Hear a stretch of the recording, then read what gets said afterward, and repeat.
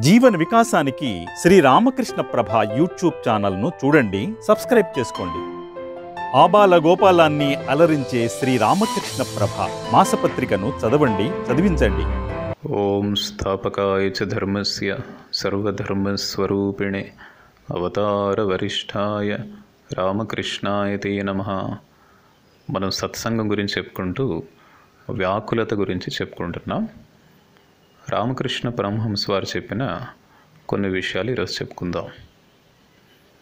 కొన్ని సందర్భాల్లో రామకృష్ణుల వారు చెప్పేవారు, ఒక భక్తుడు లేదా ఒక సాధకుడు తీవ్రమైన వ్యాకులతతో, కన్నీటి ధారతో మనస్ఫూర్తిగా భగవంతుడు కావాలి అని ప్రార్థించినట్లయితే ఒక్క రోజులో, ఒక పగలు ఒక రాత్రి పూర్తిగా అటువంటి తీవ్రమైన తపనతో, వ్యాకులతతో, కన్నీటి ధారతో ప్రార్థించినట్లయితే ఒక్క రోజులోనే భగవంతుని సాక్షాత్కారం కలుగుతుంది అని చెప్తారు.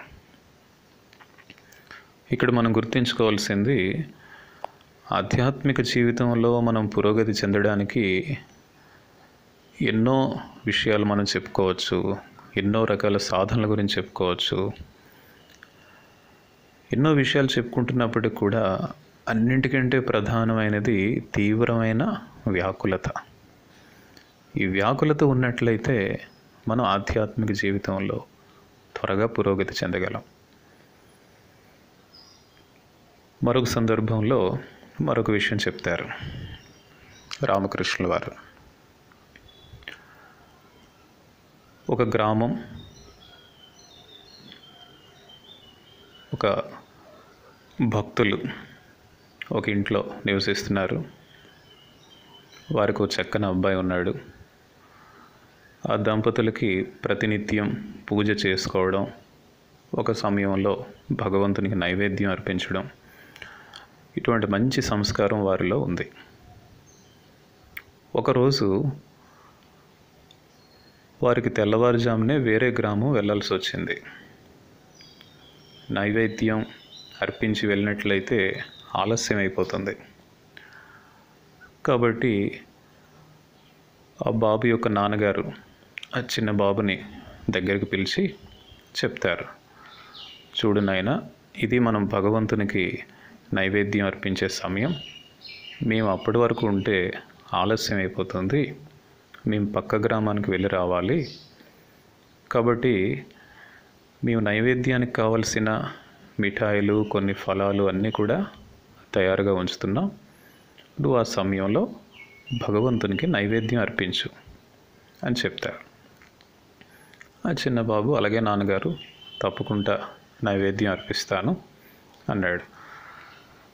ఆ భక్తులు ఇద్దరు కూడా బయలుదేరి పక్క గ్రామానికని వెళ్ళారు. భగవంతునికి నైవేద్యం అర్పించే సమయం ఆసన్నమైంది. మరి చిన్న బాబు చక్కగా పూజ గదిలోకి అవన్నీ తీసుకువెళ్ళి ఒక ఆసనంపై కూర్చున్నాడు. కానీ తనకు తెలియదు నైవేద్యం అర్పించడం ఏ విధంగా ఉంటుంది, ఎలా ఉంటుంది అన్న విషయం. కళ్ళు చక్కగా తెరిచి మనసులో అనుకున్నాడు. శివ భగవానుడి యొక్క భక్తులు మాట వారు. సో శివునితో మనసులోనే అంటున్నాడు, చూడండి, ఈరోజు మా అమ్మ నాన్న పక్కూరికి వెళ్ళారు, అందుకే నన్ను ఈ నైవేద్యం అది అర్పించమన్నారు. దయచేసి వచ్చి ఈ నైవేద్యాన్ని స్వీకరించండి అని మనసులో అనుకున్నాడు. ఆ బాబు ఏమని భావించాడు అంటే, అలా అనుకున్న వెంటనే చక్కగా భగవంతుడు వచ్చేస్తాడేమో, వచ్చి ఆ మిఠాయిలు అవి తీసుకుంటాడేమో అని అనుకుంటున్నాడు. కళ్ళు తెరిచి ఎంతసేపు చూసినా భగవంతుడు రావడం లేదు. ఇదేంటి, భగవంతుడు రావట్లేదు? మరి మా నాన్నగారు చెప్పారు కదా నైవేద్యం అర్పించమని, ఎందుకు భగవంతుడు రావట్లేదు అనుకున్నాడు. అప్పుడు ఏదో గుర్తొచ్చినట్టుగా, నేను కళ్ళు తెరిచి ఉంచానని భగవంతుడు రావట్లేదేమో అని కళ్ళు గట్టిగా మూసుకొని, సరే నేను కళ్ళు మూసుకున్నాను, ఇప్పుడైనా రండి, వచ్చి ఏమీ వదిలిపెట్టకుండా చక్కగా ఉన్నవన్నీ కూడా ఆరగించండి అని మనసులో అనుకున్నాడు. మరి కొంచెం సమయం పడుతుంది కదా నైవేద్యం స్వీకరించడానికి. అందుకే కాస్త కళ్ళు మూసుకొని కొంత సమయాన్ని గడిపాడు. ఈలోగా భగవంతుడు అన్నీ ఆరగిస్తాడని. కాసేపు తర్వాత కళ్ళు తెరిచి చూసేసరికి ఎలా పెట్టినవి అలాగే ఉన్నాయి. ఏమాత్రం కూడా అటు ఇటు అవ్వలేదు. తనకి ఏమీ అర్థం అవ్వలేదు. అప్పుడు భగవంతుడిని ప్రార్థించడం మొదలుపెట్టాడు. ఇదేంటి, మా నాన్నగారు అమ్మగారు ఇంత చెప్పి వెళ్ళారు, నువ్వు ఇప్పుడు నైవేద్యం స్వీకరించకపోతే వాళ్ళు చాలా ఇబ్బంది పడతారు, నేనేదో సరిగ్గా చేయలేదని వచ్చిన తర్వాత నాపై కోప్పడతారు అని అలా మనసులో అనుకుంటూ ఏడవడం మొదలుపెట్టాడు. నేను ఎంత చెప్పినా రావట్లేదు ఏంటి, వస్తావా రావా, త్వరగా వచ్చి నైవేద్యాన్ని స్వీకరించండి, దయచేసి ఆలస్యం చేయకండి, మీరు ఎక్కువ ఆలస్యం చేస్తే మళ్ళీ మా తల్లిదండ్రులు వచ్చేస్తారు, వాళ్ళు ఎంతో బాధపడతారు, కాబట్టి త్వరగా రండి అనుకుంటూ ఆ సరళమైన హృదయం కాబట్టి ఒకవైపు భగవంతుడు రావట్లేదని ఏడుపు వచ్చేస్తుంది. కన్నీటి ధారలతో తన దుస్తులు తడిచిపోయాయంట వస్త్రాలు. అటువంటి సరళమైన హృదయంతో భగవంతుడిని ప్రార్థించడం మొదలుపెట్టాడు. మీరు రండి, తప్పకుండా త్వరగా వచ్చి నైవేద్యాన్ని స్వీకరించండి. ఇలా ఎంతో వేదనతో, తపనతో, తీవ్రమైన వ్యాకులతతో ప్రార్థించేసరికి శివుడు, స్వయంగా శివభగవానుడు ఆ యొక్క చిన్న బాబు యొక్క సరళమైన హృదయాన్ని అర్థం చేసుకొని ఆ వేదనను ఇంకా తట్టుకోలేక స్వయంగా శివుడే అక్కడికి వచ్చాడు. వచ్చి చక్కగా కూర్చొని ఆ మిఠాయిలు, ఫలాలు అన్నీ కూడా ఒకటి ఒకటి స్వీకరించడం మొదలుపెట్టాడు. ఆ బాబు చూస్తున్నాడు అంతా. అన్నీ చక్కగా స్వీకరించాడు, వెళ్ళిపోయాడు. ఇప్పుడు బాబు ఎంతో తృప్తి చెందాడు. తర్వాత కాసేపు పోయిన తర్వాత అమ్మ నాన్న ఇంటికి వచ్చారు. ఇంటికి వచ్చిన వెంటనే వాళ్ళు అడిగారు, బాబు ఏది కొంచెం ప్రసాదం ఇవ్వు నాయనా అన్నారు.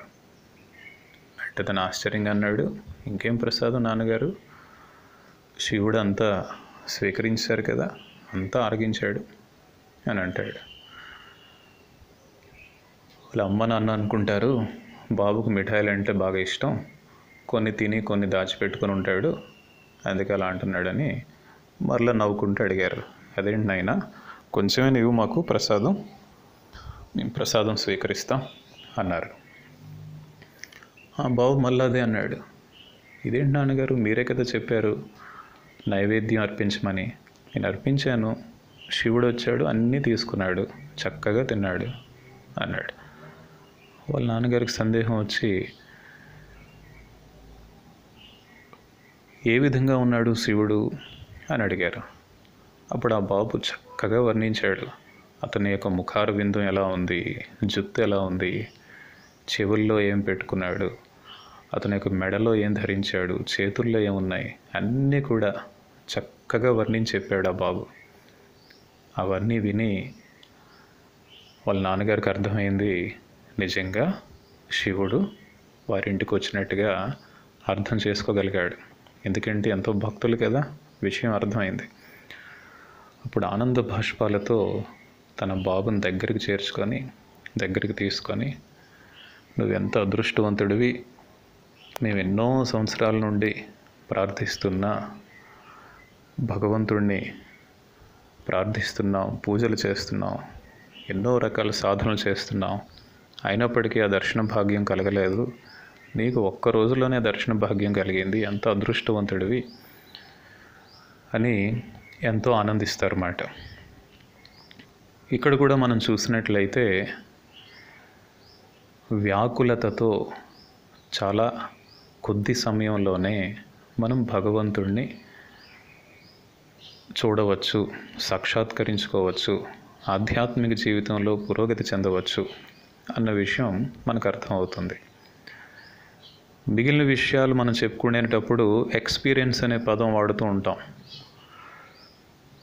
వీరికి ఎంతో అనుభవం ఉందండి, ఎంతో ఎక్స్పీరియన్స్ ఉందండి. సందేహం లేదు, ఆధ్యాత్మిక జీవితంలో కూడా అది ఉంటుంది.